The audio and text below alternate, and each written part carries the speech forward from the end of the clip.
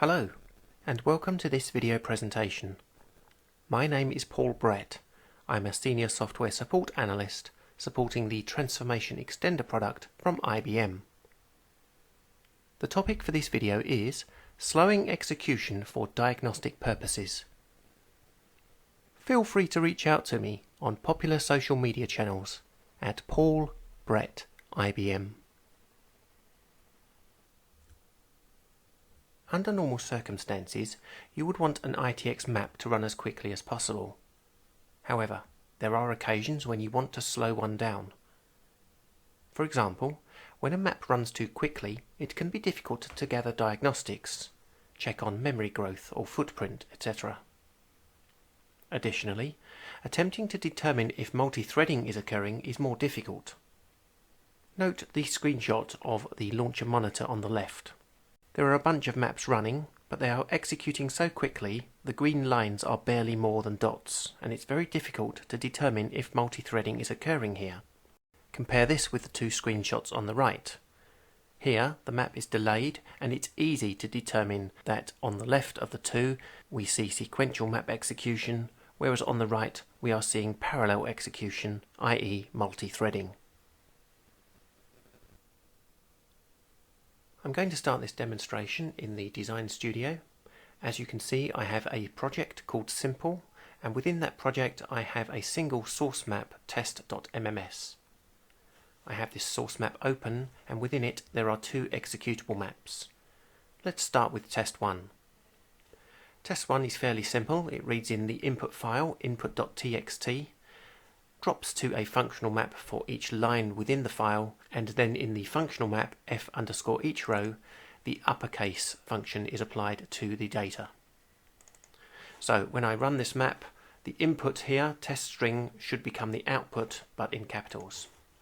The map is completed successfully.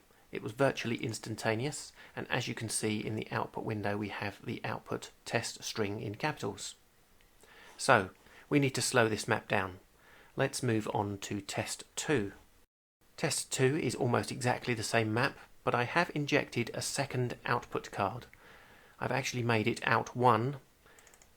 Out1 writes to the sync adapter, so the output is discarded, and output 2 is the original output 1, which is creating the output.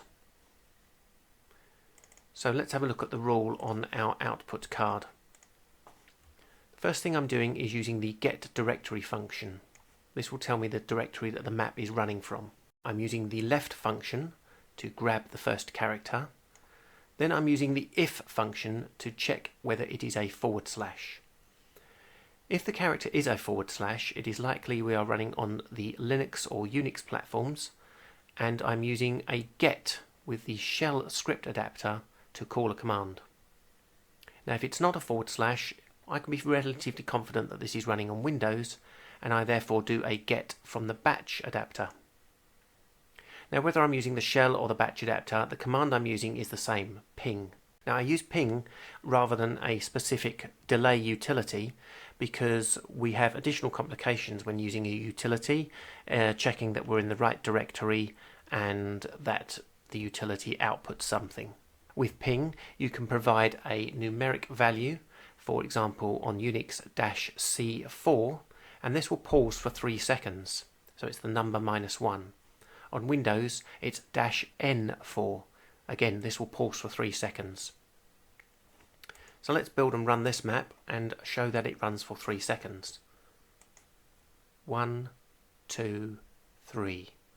Map completed successfully. So there we go. There is the map delay working in Design Studio. Let's move on to showing it running under Launcher. In the Integration Flow Designer, I've deployed both maps. The first map, Test 1, is going to be looking for a wildcard of star in the input1 subdirectory. Test 2 is going to be looking for files of wildcard star in the input2 directory. Now I've deployed this to my launcher, which we should now start. The launcher has successfully started. I'm going to bring up the launcher monitor program. My launcher monitor has connected and it is showing the two maps running. Let's generate some test files in the input1 directory. As you can see, I've generated 4 files, but they execute so quickly we're just seeing the dots. We cannot tell whether this is single threading or multi-threading. However, when I generate some files in the input2 directory, you can plainly see, with the map being delayed on execution, that this is definitely multi-threading. I've got the options set correctly, there are no fixed files being written to, and multi-threading is successful. I want to thank you for taking the time to watch my video presentation today. If you found the content interesting and informative, please hit that like button. Perhaps leave a comment. Consider subscribing to my YouTube channel, as I release content such as this on a regular basis. Feel free to reach out to me on popular social media channels at Paul Brett IBM. Thank you.